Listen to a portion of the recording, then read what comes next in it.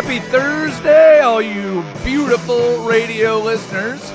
Thank you for dropping in on our little happy hour. We appreciate you listening. If you're watching on YouTube, here's a hand gesture just for you. YouTubers, feel free to hit us up on the chat. If you're listening on the radio on 105.1 FM on 1080 AM. If you're online at 105.1thefan.com, Odyssey.com, using the Odyssey app, or you just told your smart speaker to play me something. Use the fan text line 503-2GO-FAN. That's 503-864-6326. Share your thoughts, ask questions, solicit advice, or answer me this, dear listeners. Do you remember your first time? Do you remember waiting 20 years to get to your first time of making it to the World Baseball Classic quarterfinals? Congratulations, Team Canada. It took you 20 years. And I don't know how many tries, because I don't know how many times they've done this stupid thing. I assume this is what, like the 6th or 7th? Canada finally made it. Casey, you excited for the boys up north to finally get in there? Tough draw in Show the first them what round. they got. Well, hey, they took everything that they had, but they made it in. They have played in every single World Baseball Classic, and they finally make it in, and now they get the U.S. So congratulations to Team Canada. Here's my thing. Has anybody talked to Mark DeRosa to see if he knows what the elimination scenarios are for the quarterfinals? Does he know how it works now? Are we checking in? Are you sure how it works? Do I know how it works? Does anybody know how it works now that we're in the quarterfinals? I believe it's a single elimination tournament. Did anybody watch Hot Stove this morning to see what they said on MLB Network? Because I'm not 100% sure. But Team Canada, Naylor brothers, Big Maple, former Mariner Abraham Toro. So you got two former Mariners. You got a current Mariner and his brother leading the team. Don't take them lightly. Don't look at them like you looked at the Italians and go, oh, we got no problem. Just be careful. Be careful, Team USA. That's where they get you. Hey, you let down baseball, especially. Man, you think you've got it. A lot of weird things can happen in baseball. Have they announced who they're pitching for Canada yet? I have not seen. No, James Paxton's been coming out of the bullpen, I believe. So yeah, I don't know. I'm still not all in on this tournament. I'll catch everybody up on what they need to know about the quarterfinals the best that I can. Casey, you're all in on this thing. Yeah. Then who's pitching for Canada? That's what I'm Oh, looking. okay. All right. Michael Soroka. Well, one more time. Michael Soroka. So now that you know that Michael Soroka is pitching, I can give you at least a little bit of information you need to know about this radio station. It is going on the road. Fan Madness is back. Join the Fan Thursday, March 19th, Friday, March 20th for the two most exciting days of basketball at Tom's Watch Bar in A&A Casino Resort in Ridgefield. Dirt and Sprague, the firm. Happy hour, primetime with Isaac and Suk, all broadcasting live throughout the day. Don't miss a minute of the action. Play hooky with the Fan for Fan Madness, brought to you by A&A, Window Nation, George McCoy at Warren Allen Attorneys at Law, Cricket Wireless, and Video Only. That's March 19th and 20th. That is next Thursday. That is not today. It is next Thursday and next Friday, the 19th and 20th at A&A Casino Resort. So Italy gets a big win over Mexico last night, right? So now that means the USA survives. Italy goes out and puts up 9 runs.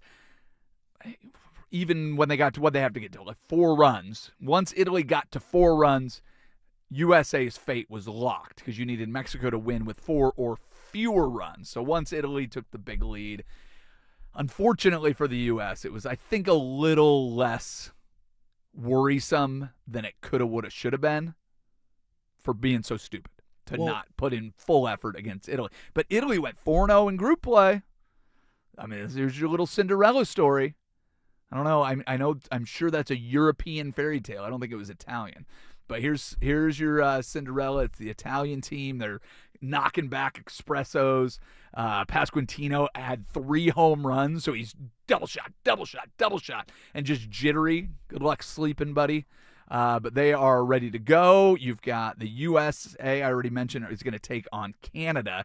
So your matchups are going to be Korea versus the Dominican Republic. Korea, remember, eked in. They had the tiebreakers, three-way tiebreaker.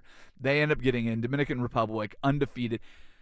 They are the bat-flippinest team in this tournament, so if you've not been paying attention, you correct me if I'm wrong on anything, Casey, because I know you're all in. Cinderella is, in fact, Italian. I told One of you the earliest and most influential European. literary versions of Cinderella Boom. is Italian, 1634. You're welcome, ladies and gentlemen. Just my instincts kicking in there. I'm like, it's on the European continent. I know that much. Well, there you have it. So Dominican Republic has the most home runs in the tournament, and they exclusively bat flip when they hit home runs. If they hit grand slams, they do grand bat flips. You can ask Tatis about that one. So they're taking on the Korean team in the first matchup. USA versus Canada should be fun. A little border war. Canada, again, has some makeup for hockey. If it's our pastime and they have a chance to upset us, I think that would be not equal payback for the hockey thing. But I think that's even. Well, it's not for the final. They'd have to go on to win the gold. Yeah, you're right. The championship. So it's just not on an equal playing field. Like, had the hockey teams played in the quarterfinal, then maybe it would be even. But it would at least be a dent, a step towards retribution for what we did to them in Milan. Puerto Rico is going to take on Italy, defeated only once. Puerto Rico was only defeated once, and then, like I said, Italy 4-0 right now in the tournament, and then you'll have Venezuela versus Japan. So those are two pretty loaded rosters. So that one, I wouldn't love that draw if I was Japan, to be entirely honest with you. That one should be really fun to wrap things Again, up. if you're Venezuela, yeah, you lost to the Dominican Republic. That's why you got Canada. I'm sorry, that's why you got Japan. Yep. But Japan drawing Venezuela is not a fun pick. Well, the DR Venezuela playing for just seeding in this next quarterfinal should be pretty fun. So I can get behind these quarterfinal matchups. The thing is, I'm kind of pulling for Team Italy. I like their hats. We've talked about the uniforms for the U.S. I am not a big fan. That blue with the Italian flag on the side, and it's just an eye. Kind of down for that. I'm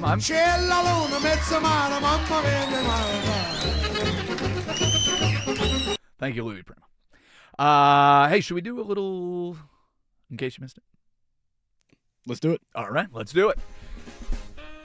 In case you missed it, ESPN broadcaster Doris Burke expressed mild discomfort on how heavily the Heat fed Bam Adebayo late in the blowout chase for the scoring record.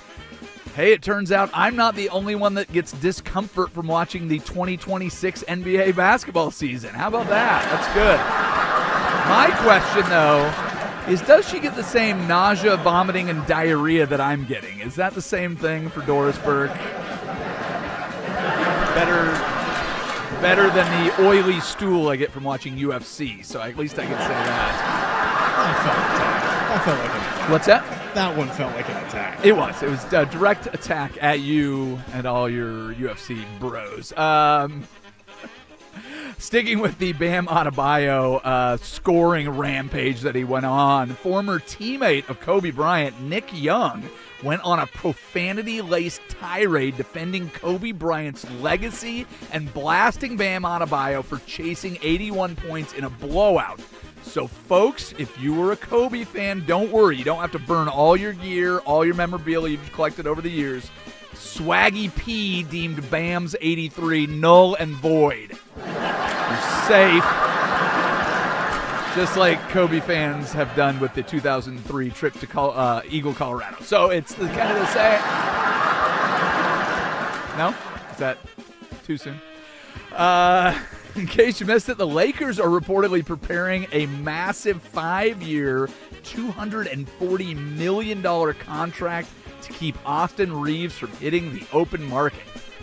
I'm very happy for Austin Reeves, but I am very sad for all the sports parents out there who are about to collectively spend $240 billion on trainers, coaches, travel teams, just because this Beverly Hillbilly is going to make you think that your dopey-ass kid has a chance of becoming the next Austin Reeves. I'm sorry. I feel bad for you. My kids are great, though. They're going to be awesome. What did Draymond say? I did not hear what Draymond said. He said your kids are ass. Yeah, well, it's on a percentage basis, most kids are. You and I look back fondly. Oh, I had a great playing career. JV legend right here. And most kids are terrible. In case you missed it, Max Crosby's trade to the Ravens collapsed because of a bad knee, and now he's back in Las Vegas acting like he never left. I don't know why this became such a big story. He was a Raven for 3 days, acted like he was thrilled. Now he's a Raider again. He's acting like he's thrilled. Who cares? With the way the offseason is going, he would have played with just as many of the 2025 Raiders in Baltimore as he will in Vegas. Like, it's completely got rid of everybody that he knew in the organization. So he's like, I'm glad to be back. I can keep all the same undergarments, I guess. I don't know. Who cares? And finally, in case you missed it, the Mariners are getting screwed by the World Baseball Classic. I told you this would happen. We finally have World Series hype, and now that's gone. We had 18 players play in this glorified exhibition tournament, and now we're getting somebody hurt. It's total BS. Miles Mastrobuoni just suffered a calf injury playing for Team Italy. I'm not sure how bad the injury, but the Italian doctors are saying that his calf is basically veal parmesan. It is. This is not Amore. And don't give me that he's just a utility guy talk. That's like saying Mario and Luigi are just plumbers. Am I right? This is not Amore at all. Very upset. I love that one. Is that good? Is that good? All right, kids. Thanks to our studio audience. Hey, at 2:30 today, we are going to play Take Your Pick. We're still trying to figure out what the hell we're going to do next week because we got the tournament. We've got the on-site. Shows on Thursday and Friday. Maybe we'll try to get something going with the bracket, but we're going to do it weekly so we can refresh. We'll try to make it fun. This week, I've got the quarterfinals for the WBC. Got some NBA. Got the Timbers match.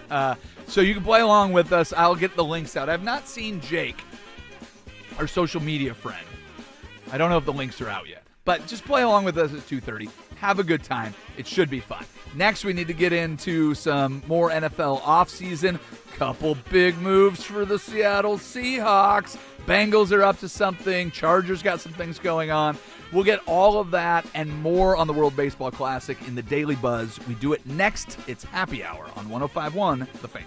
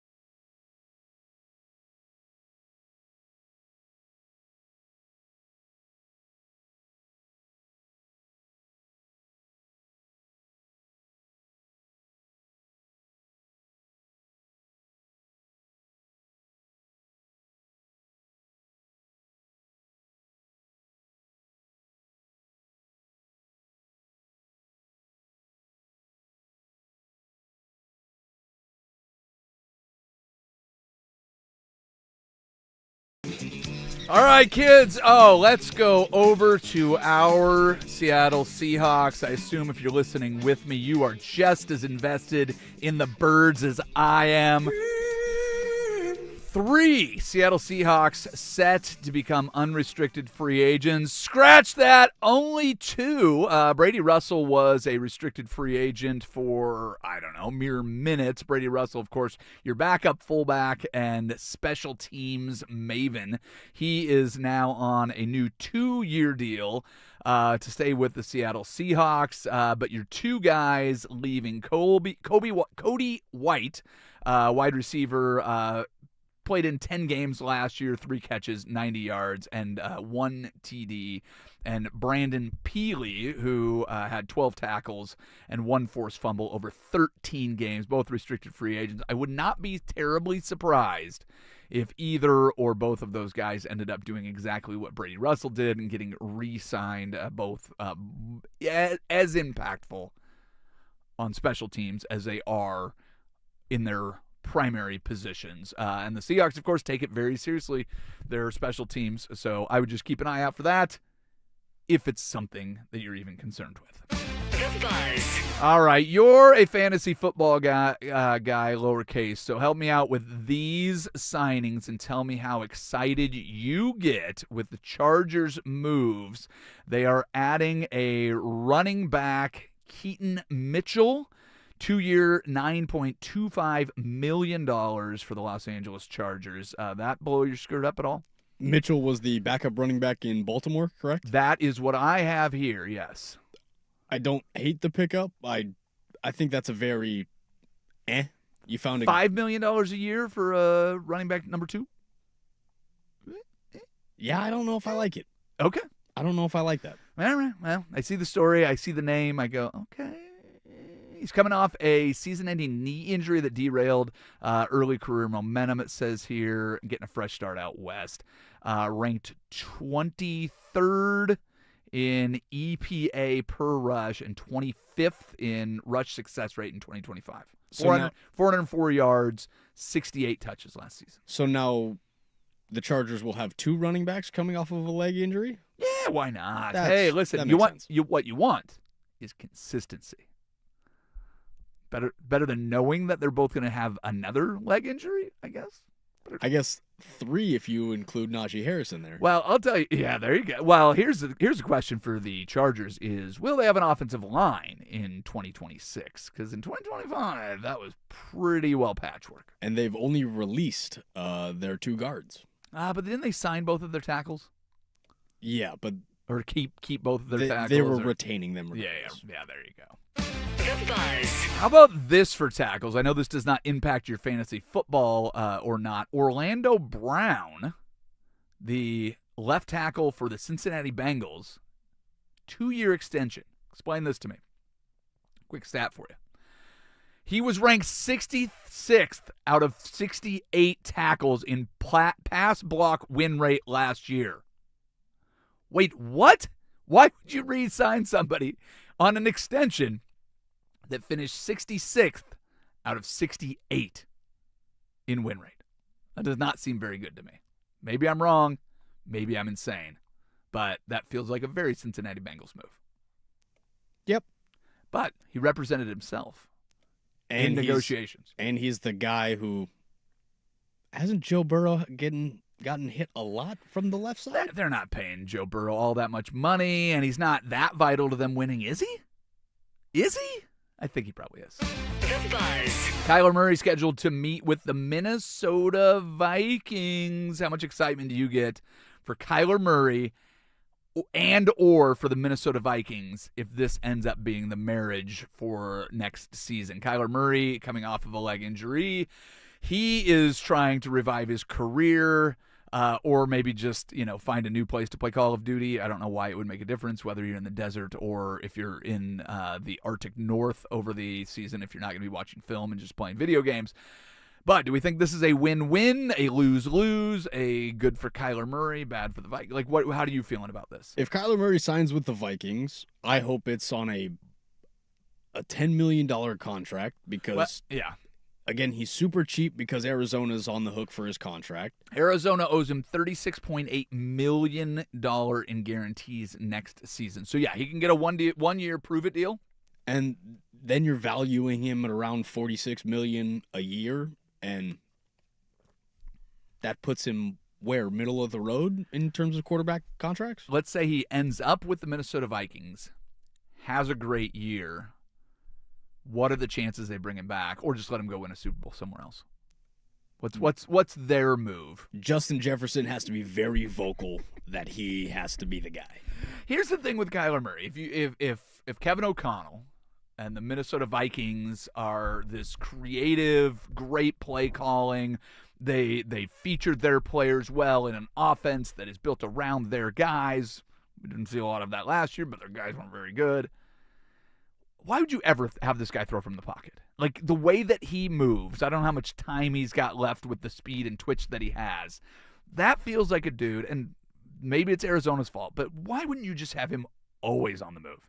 Well, that's where, again, with a Justin Jefferson, Yeah. find situations where you can get man-to-man scenarios and then let Kyler Murray escape the pocket and Justin Jefferson break off a route just to get into open space for Kyler Murray. If you never know which way he's rolling, and then the only time you have him drop back is when he's doing a QB draw, like, just get if you find somebody that can get really creative with this guy. Early in the season, Cliff Kingsbury had that dude dialed in. The problem was once you got to the end of the season, they never made any adjustments. Everybody figured it out, and they would plummet. But the first half of several seasons looked great, and they looked like they had something figured out. Every year you'd be like, man, you better watch out for these Cardinals, and then you get to November, you go, never mind.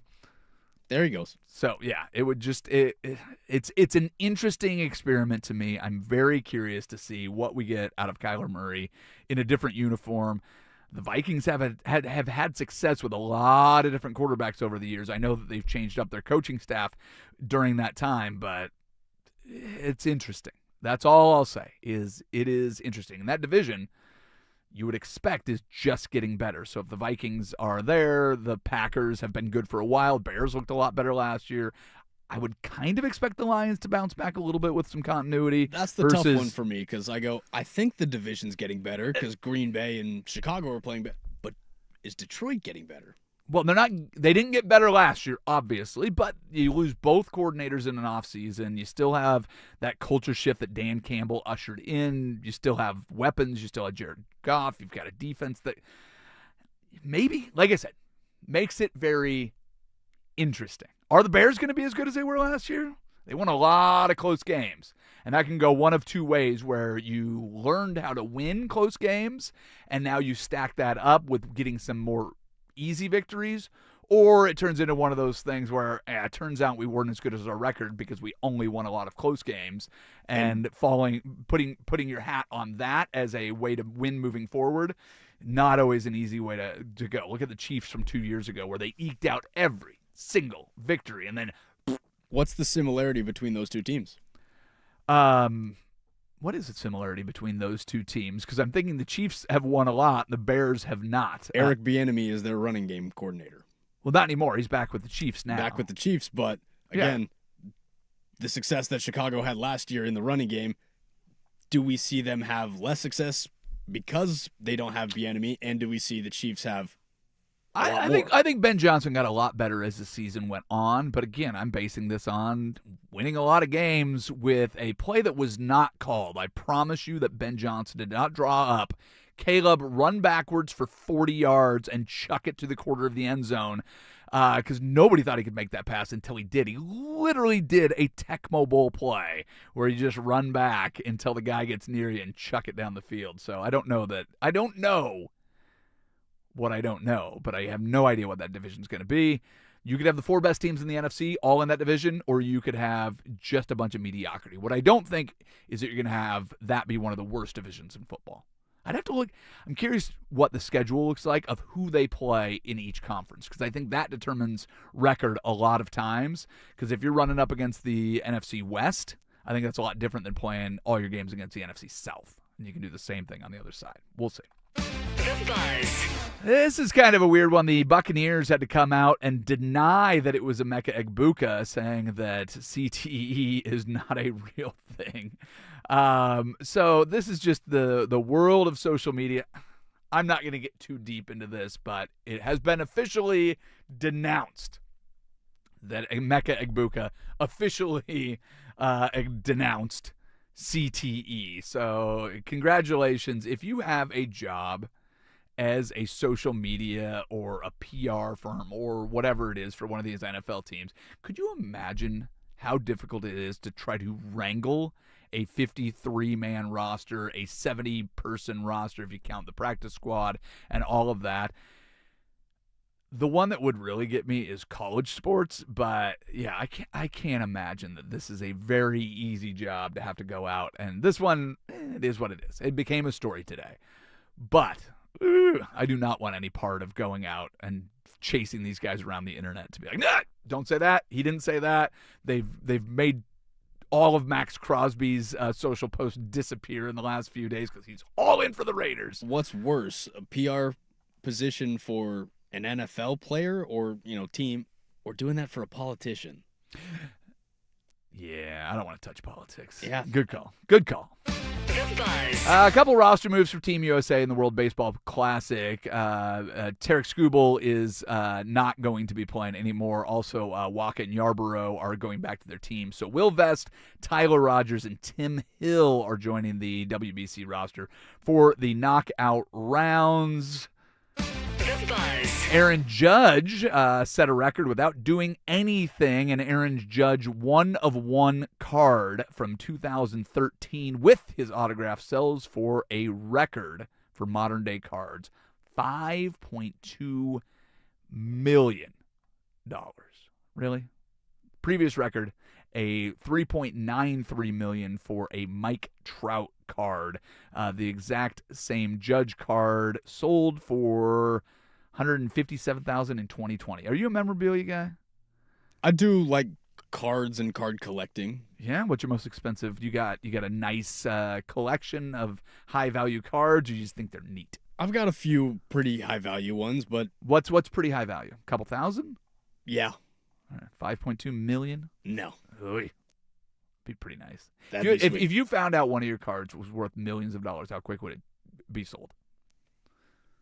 Quickly, Yeah. I feel like it'd be a long process because you don't want to take the first deal and then now you're stuck going in bidding wars for months.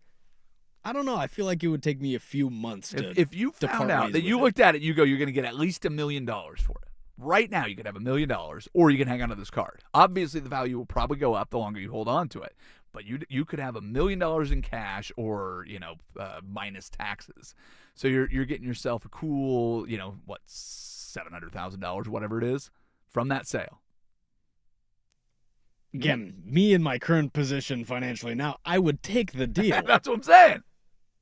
But thinking about it, you'd have to keep it. You'd have to Yeah. hold on to it. Yeah, I have no love for memorabilia. I don't even like holding on to stuff. My kid gives me a picture. I'm like, oh, this is fantastic. My wife's like, can we just toss that? And I'm like, hey, come on. She made it. I don't know. I don't get caught up in any of that stuff. So I genuinely, and I'm not saying that like, how dare you keep memorabilia? I just honestly have no idea what the right move is. I wouldn't even know where to begin if you found out. That's you a had tough. something That's a that was worth tough that thing for me because I would want to keep it. I keep it like have its own room. Its own tucked away in a closet. It's got much. And the 8 beautiful different locks irony on is it. if you sell it, you can get a house with a lot more rooms. There you go. All right, let's walk over to the George McCoy at Warren Allen Sports Desk and see what we missed.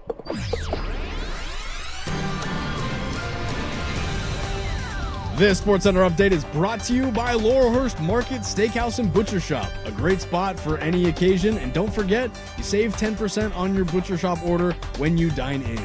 Menus and more at laurelhurstmarket.com. Easy for you to say. First on the fan, Team USA manager Mark DeRosa says Team USA has a new lease on life, reacting to Italy's 9-1 win over Mexico to move the U.S. to the next round in the World Baseball Classic.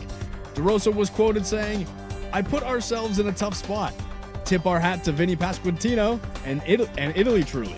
Went into that game a little overly confident and got a huge wake-up call. In other news, Vinny Pasquantino left yesterday's game allegedly carrying a black duffel bag filled to the brim. But in all seriousness, the U.S. should be very grateful. Absolutely. But the other thing to keep in mind, because I think a lot of this gets lost in it, I mean, hey, congratulations to Italy. They played outstanding baseball in this. Mexico was a very good team, and they housed them.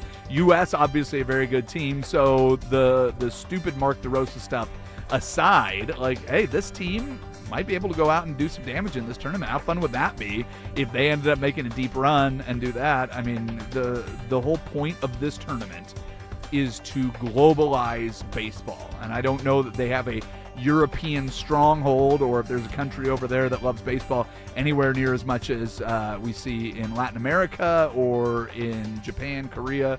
So having a European team make a run at this makes it more interesting as the future of baseball grows on that continent. So, hey, let's go Italy. I say it partly jokingly because I hate the U.S. uniforms and I love the look of the Italians. But I think it's great for baseball if you can get another continent participating in this tournament and making a little bit of a run. It makes it fun. If you're Aaron Judge or Bryce Harper or, again, whoever on the U.S., are you sending a Venmo to Vinny after the performance? No. I mean, come on. You may end up facing them again, and you better be ready because you know that they will be, espressos and all. For more sports scores and stories in 30 minutes, I'm Casey Smith from the George McCoy at Warren Allen Sports Desk. Hurt and missing work? Insurance companies acting like jerks? Don't call your mom. Call George McCoy at warrenallen.com. Your home for Seahawks football. The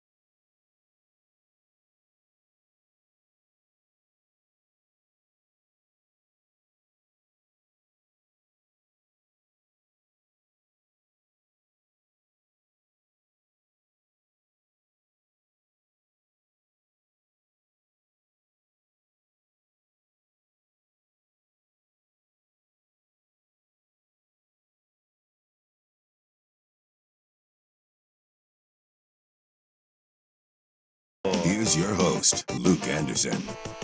All right, Casey, it's just you and I. I got everything out late. I miss the NFL.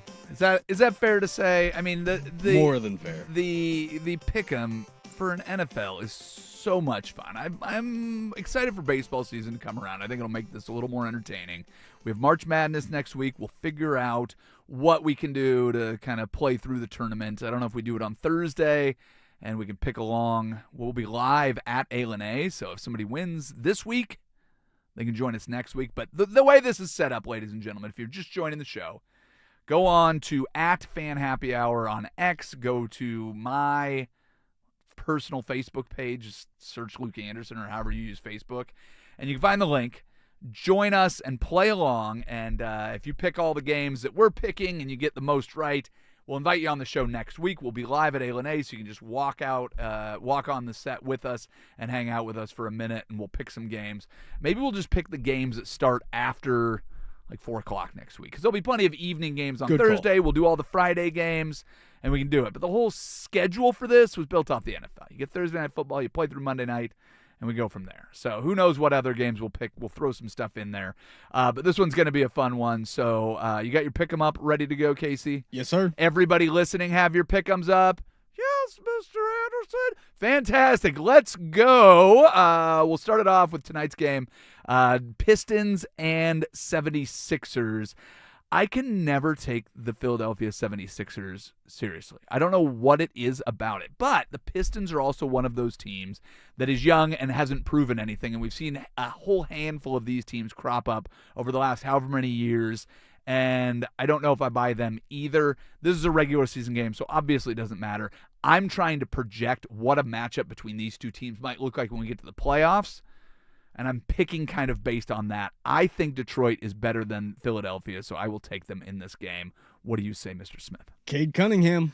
I know that you love him. All right, next game that we're going to, Washington is at Orlando. Will the Wizards give up 80-plus to anyone on the Magic? Yes or no, Casey Smith? Nope. I think they have to 100%, so I will take the yes on that. Deer versus Sear, the Milwaukee Bucks travel to Miami to take on the Heat.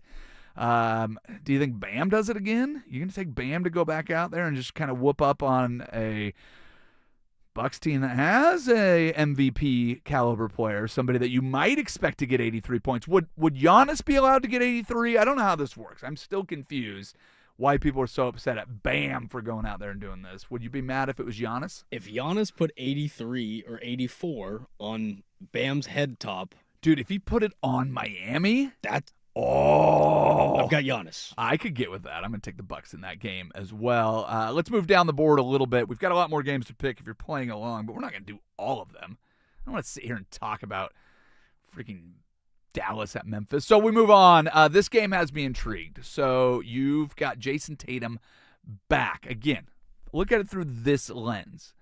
If you got into the postseason and Jason Tatum continues to play like he has, looks healthy, gets out there, obviously it makes the Celtics a lot better. If you had a matchup between the Celtics and OKC in the final, that to me is spicy.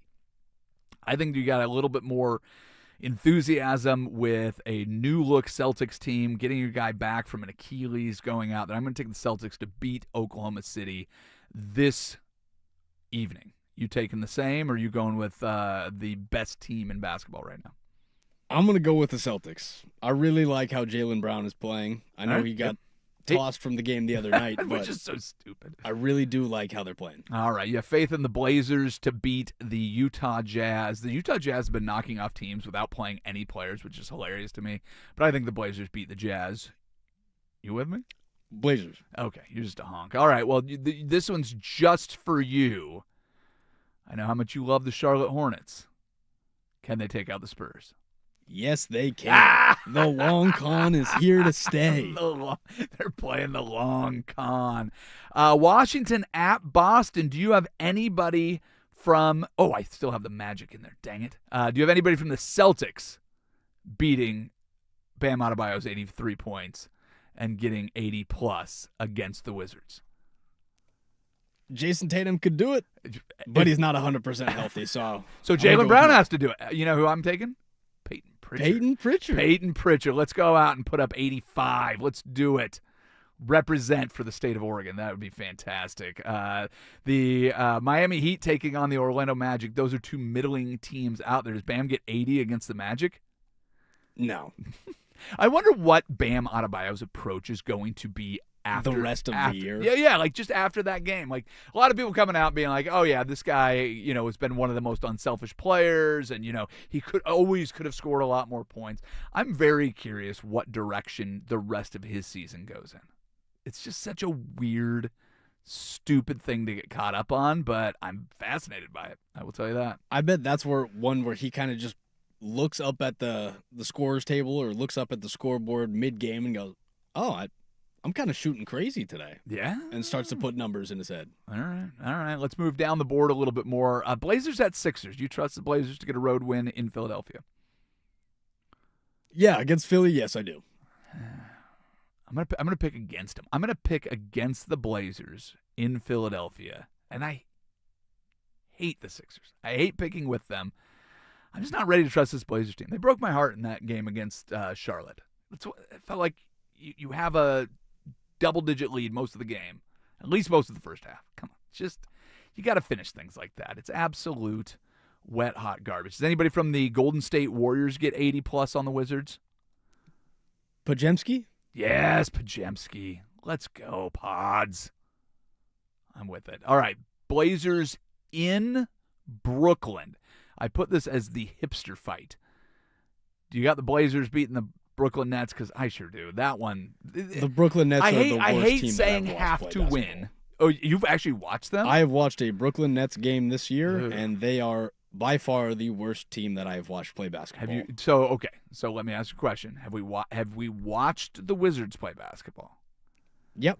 Have we watched the new look no players Jazz play basketball? That I have not. Have you watched the Pelicans play basketball? Yep. All right. Well, then you've convinced me more than I was before. I will take the Blazers over the Nets 100% on that. All right, let's go to the pitch. Houston Dynamo coming to town. I'm taking the Timbers, but I'm just doing it on faith, my friend. They're 1-2 on the season. They need a nice victory here. They've lost to the Whitecaps and some other team that they played. I mean, they won the first one against the Crew. Colorado Rapids. Whatever. I'm pretending that I care. Give me your full breakdown.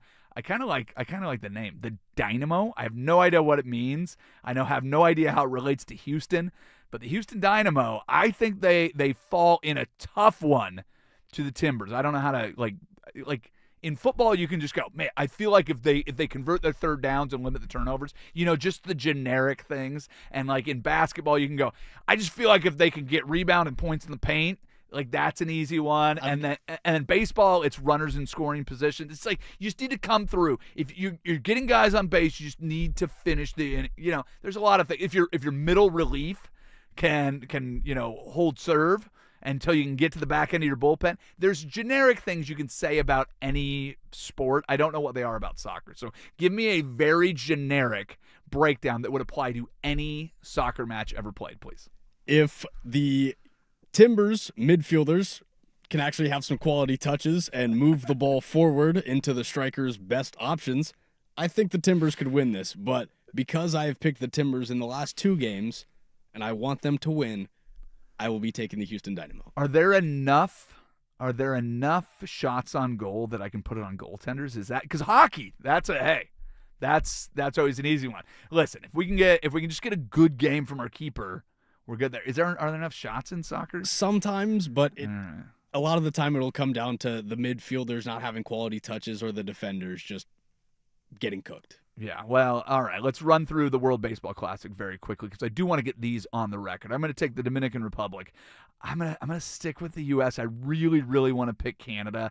Obviously, I'm picking Italy. And I'm picking the upset. I'm picking Venezuela to knock out Japan. Let's go. I've got Japan, I've got Italy, I've got the United States, and I've got the Dominican Republic. All right. Well, there you have it, ladies and gentlemen. Fill out your own Take Your Pick form. All you got to do is go to @FanHappyHour on Twitter. You can find my own Facebook page. If you start playing, I'll just send it to you every week so that you've got it. We keep a little email list of everybody that plays. So please play along. Our goal is to get to 1 million participants.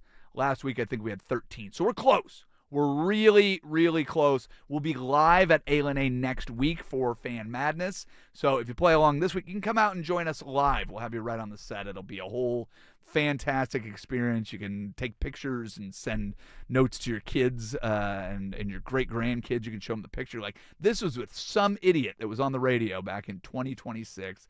It was great. But right now, we need to get to one more for the road. We do that next. It is Happy Hour on 105.1 The Fan.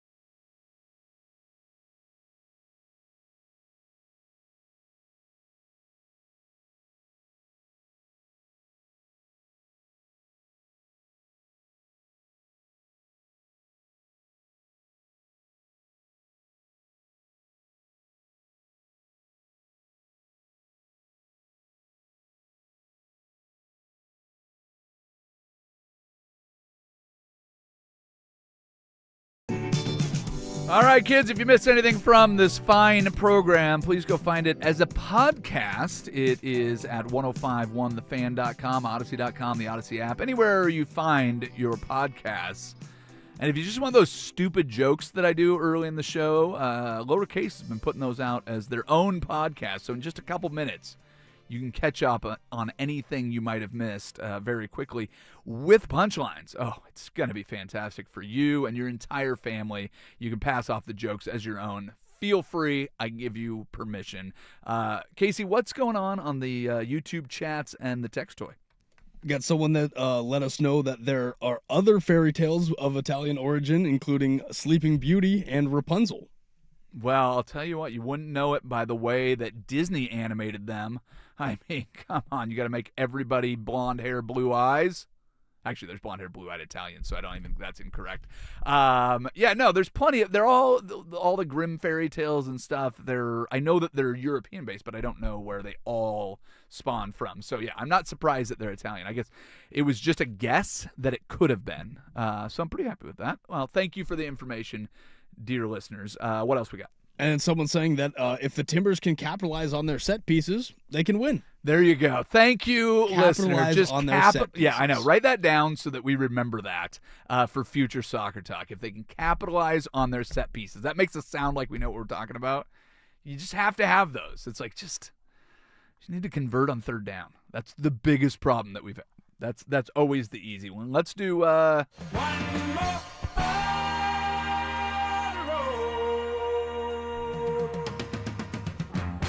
So I learned something about college basketball today. I am afraid that it's the only thing that I know about college basketball. So Casey, I'm going to have you educate me really quickly on all the things that we combined know about this, because we've got a tournament in less than a week. It will be underway this time next Thursday. Here's what I know. Miami of Ohio went undefeated all season just to lose their first game in the MAC tournament. That is hilarious. The only reason that even caught my attention is because of the great Stephen Vaughn and his obsession with this team. Very, very funny. What else do we know about college basketball? What do I need to know? Because here's the thing. You don't need to tell me who the ones are going to be. It'll be right there on the bracket if I fill one out. So give me some insight. Help make me smarter in the, what do we have, 50 seconds left of this show? Kansas, they're very good. Kansas is terrible. Got it. And anybody from Kansas is awful. Thank you. And BYU and AJ DeBonsa AJ DeBonsa is that are a name I very need to know? dangerous. All right. So BYU is going to be like a middle seed, but they can they'll do be some middle of the damage. road. All right. Anybody? This is what I need to know. I need to know the other ones, the ones in the middle that could be good. BYU. I've got Houston going far. They won it last Houston. year, and All right.